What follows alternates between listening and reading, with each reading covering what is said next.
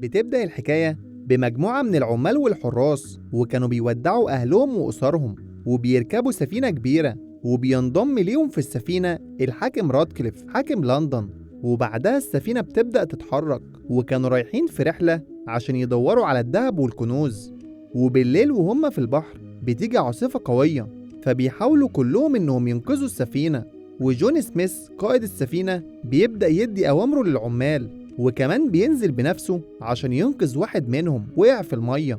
وبعدها بشوية لما الدنيا هديت جالهم الحاكم راتكليف وسألهم إذا كان في أي مشاكل، فالعمال بيحكوا له اللي حصل. وبعدها راتكليف بيشكر سميث وبيقول لباقي العمال إنه مش عايز أي حاجة تقف قدامهم، لا رياح ولا عواصف. وبدأ يشجعهم وقال لهم انتوا خيرة شعب انجلترا، وقال لهم يتماسكوا لأنهم خلاص قربوا يوصلوا للعالم الجديد، وهناك هيلاقوا الحرية والرخاء.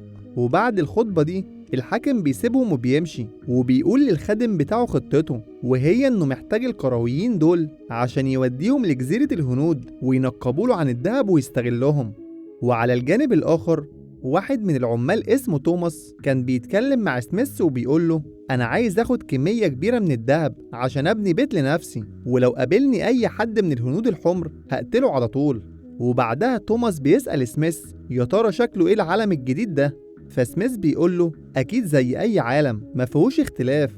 وعلى الجانب الآخر بنشوف قبائل الهنود الحمر، وكانوا بيشتغلوا في أرضهم، والأطفال بتلعب والستات بتطبخ كالعادة.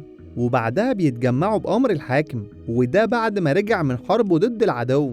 والحاكم وقتها أعلن انتصاره على العدو. وبعدها بيسأل الحاكم عن بنته بوكاهانتس، فبتروح بسرعة صديقتها تنده لها. ولما وصلت بوكاهانتس لقت باباها بيتكلم عن شجاعة واحد في القبيلة اسمه كوكوهوم، وكمان قرر يعمل وليمة على شرفه. فبتروح بوكاهانتس تحضن باباها وبتهنيه على رجوعه، وكمان بتحكي له عن حلم غريب بتحلمه، وبتقول له إنها حاسة إن في حاجة جديدة هتحصل. فباباها بيقول لها إن فعلا في حاجة هتحصل، وهي إن كوكوم طلب إيدك. فبوكاهانتس بتتفاجئ وبتقول له بس ده جد قوي. فبيقول لها إنه هيبقى زوج كويس وكمان هيبقى قوي ومخلص. فبتعترض بوكاهانتس وبتقول له بس أنا حلمي في طريق مختلف. فبيقول لها بس ده الطريق الصح، انت بنت الزعيم ولازم تاخدي مكانك. وبيلبسها بعدها عقد، وبيعرفها ان العقد ده بتاع مامتها، وكانت بتتمنى قبل ما تموت انها تشوفها لابسه العقد ده وهي متجوزه. وبعد لما بوكاهانتس بتخلص معاه بتروح تتكلم مع شجره الصفصاف، وبتحكي لها اللي حصل مع باباها، وبتقول لها على موضوع كوكوم، وبرضه حكت لها على الحلم بتاعها، وبتقول لها انها بتشوف في الحلم سهم بيلف. فالشجره قالت لبوكاهانتس ان السهم اللي بيلف ده هو مصيرها. فبوكاهانتس بتسألها طب انا ايه مصيري وازاي الاقيه؟ فبتقول لها الشجره ان من زمان جدا مامتها جت وسألتها نفس السؤال، ونصحتها وقتها انها تركز مع كل حاجه وكل شيء حواليها، وده لان كل حاجه حوالينا عباره عن كائن حي عايش. فبوكاهانتس قالت لها انها سامعه الريح وسامعه ان في حاجه جايه في الطريق. وبعدها بشويه اخيرا وصلت السفينه، وسميث راح وقال للحاكم انهم هيرسوا السفينه خلاص.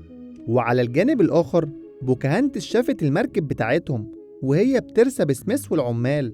وفي نفس الوقت ده بيتعمل اجتماع لأهل القرية، والعراف بيقول إن الناس الأغراب اللي جايين القرية عبارة عن وحوش بشرية ومعاهم أسلحة حديثة، ومقاومتهم مش هتكون سهلة خالص. وعلى الجانب الآخر سميث بدأ يتحرك في المكان عشان يبدأ يكتشف حاجات جديدة. ولما وصل للنهر وقف عشان يغسل وشه، بس شاف في انعكاس المية صورة بوكاهانتس، فراح لها وحاول يقرب منها بس كانت بتجري منه. فبيحاول يطمنها كتير لحد ما أخيرا بتطمن وبتمسك إيده وتقرب له. وسميث ساعتها سألها أنت مين؟ فبتقول له إن اسمها بوكاهانتس وباباها يبقى زعيم القبيلة. فهو كمان بيبدأ يعرفها على نفسه وبيقول لها إن اسمه جون سميث. وعلى الجانب الآخر العمال كانت بدأت تحفر وما كانوش لاقيين ولا ذهب ولا حاجة. ولما بيروحوا يشتكوا للحاكم بيقول لهم إنهم لازم يكملوا وما ينفعش يوقفوا دلوقتي. وفجأة الهنود الحمر بييجوا وبيهجموا على العمال، فالعمال بسرعة هم كمان بيجيبوا أسلحتهم وبيردوا الهجوم عليهم. وساعتها بيتصاب واحد من قبيلة الهنود، فبينسحبوا بسرعة وبياخدوه وبيرجعوا بيه. والحاكم بتاعهم لما شافه اتضايق جدا وقال إنهم مش هينفع يسكتوا، لأن الناس الدخيلة دي كده هيحتلوا أرضهم قريب. ووقتها أمر الحاكم إنهم يرسلوا رسالة لكل جيرانهم عشان كلهم يحضروا ويساعدوهم في حربهم ضد الدخلاء. وفي اليوم اللي بعده بوكاهانتس راحت قعدت مع سميث وكان بيفرجها على القبعة بتاعته، وكمان اتعرف على ميكو حيوان بوكاهانتس الأليف، وبيمد سميث إيده لبوكاهانتس وبيفهمها إزاي يسلموا على بعض، وهي كمان ورت له التحية الخاصة لقبيلتها. بس في الوقت ده العصفور فليت صديق بوكاهانتس كان متضايق من سميث، فبوكاهانتس بتعتذر له وبتقوله إن فليت ما بيحبش الناس الغريبة. وبعدها سميث بيبدأ يحكي لبوكاهانتس عن مدينته لندن وعن التطور العظيم اللي فيها، وده عكس الأرض بتاعتهم اللي تعتبر أرض بدائية وأهلها متوحشين. فبوكاهانتس بتتضايق لما سميث قال على أهلها متوحشين، فسميث بعدها بيحاول يلحق نفسه وبيقول لها أنا آسف، أنا كان قصدي مش متحضرين. فبوكاهانتس بترجع له وبتقول له إنهم مش متوحشين، وفهمته إن الفرق الوحيد إن هم مختلفين عنهم.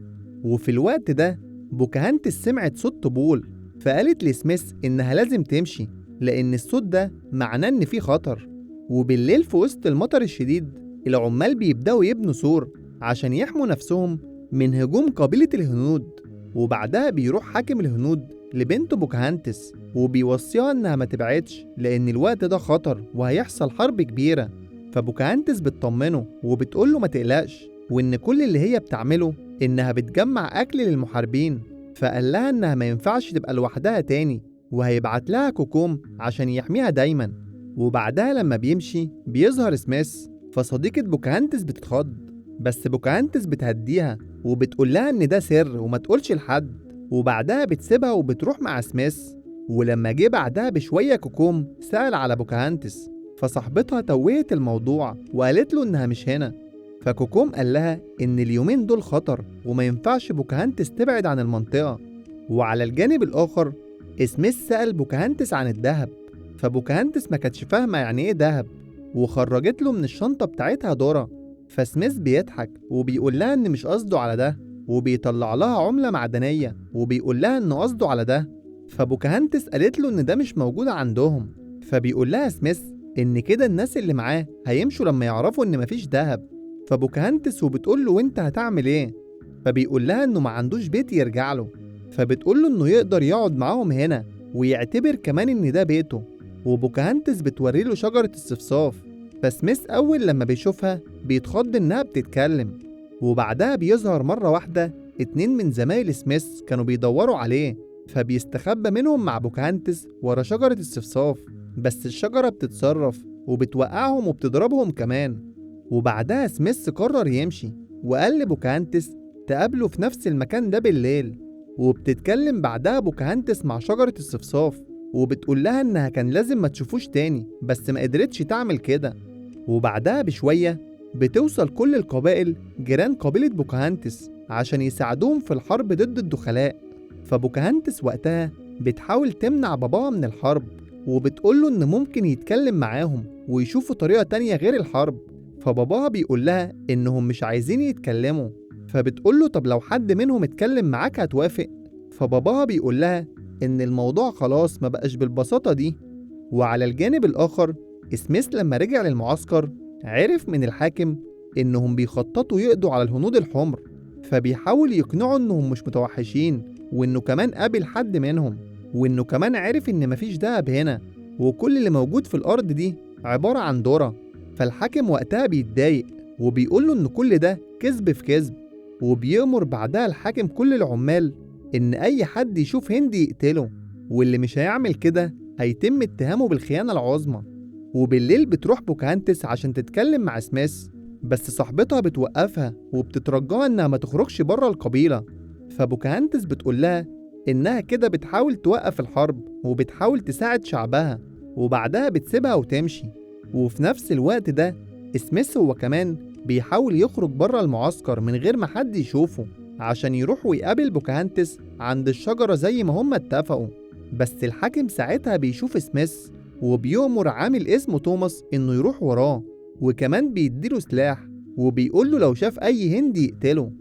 وعلى الجانب الآخر صديقة بوكاهانتس راحت لكوكوم وقالت له إن بوكاهانتس خرجت بره القبيلة وإنها أكيد دلوقتي في خطر.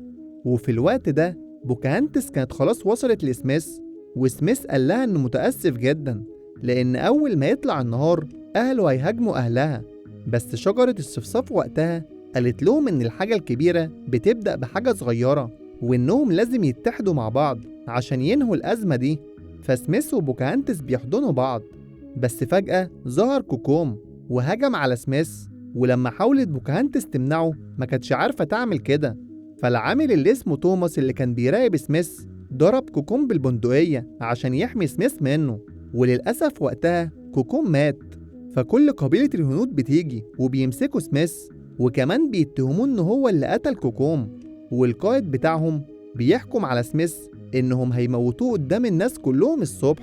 وبوكاهانتس بعدها حاولت تدافع عنه وقالت لباباها إنها كانت بتساعد، بس باباها كان متعصب وقال لها إنها خيبت ظنه، وكمان ما سمعتش الكلام وحملها ذنب موت كوكوم.